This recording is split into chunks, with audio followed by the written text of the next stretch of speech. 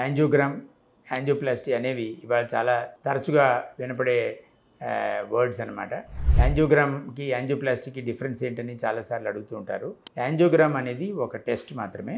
ఇందులో గుండెకి సంబంధించిన రక్తనాళాల్లో ఏమైనా బ్లాక్స్ ఉన్నాయా అని చూసే టెస్ట్ని యాంజియోగ్రామ్ అంటారు. ఇది ఒక్కొక్కసారి సిటీ స్కాన్తో కూడా చేయొచ్చు. ఇంతే కాకుండా గుండెకి సంబంధించిందే కాకుండా బ్రెయిన్కి సంబంధించిన రక్తనాళాలు కానీ, కిడ్నీస్కి సంబంధించిన రక్తనాళాలు కానీ వీటిల్లో దేనైనా చెక్ చేయడాన్ని యాంజియోగ్రామ్ అంటారు.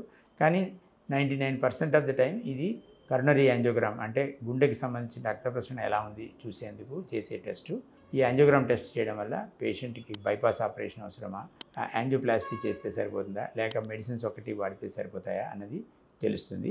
యాంజియోప్లాస్టీ అనే ప్రక్రియ ఏంటంటే ఇది యూజువల్గా ఇందులో ఒక స్టెంట్ని అమరుస్తారు రక్తనాళాల్లో. యాంజియోప్లాస్టీ చేసేటప్పుడు యాంజియోగ్రామ్ చేసినట్టుగానే పంక్చర్ చేయడము, దాన్ని ఆర్టరీని ఎంగేజ్ చేయడము ఇవన్నీ కూడా ఉంటుంది. కానీ యాంజియోప్లాస్టీలో ఏంటంటే ఒక వైర్ మీద బెలూన్ పంపించి అందులో ఉన్న బ్లాక్ని డైలేట్ చేస్తారు. కొన్ని కేసుల్లో ఐవెస్ కానీ ఓసిటీ కానీ చేసి దాని వెసల్ లోపల నుంచి కూడా చూడొచ్చు. ఎంత సైజ్ స్టెంట్ పెట్టాలి, తర్వాత ఎంత లెంగ్త్ స్టెంట్ పెట్టాలి, ఆ స్టెంట్ కంప్లీట్గా ఓపెన్ అయిందా లేదా, మంచిగా ఎపోజ్ అయిందా లేదా చూసేందుకు ఈ చేసే ప్రక్రియని ఇంట్రావాస్కులర్ ఇమేజింగ్ అంటారు. సో ఇమేజింగ్తో కలిపి చేసే ప్రొసీజర్ని యాంజియోప్లాస్టీ అంటారు. చాలా మటుకు కేసుల్లో ఇమేజింగ్ చేస్తారు, కొన్ని కేసుల్లో అవసరం ఉండకపోవచ్చు.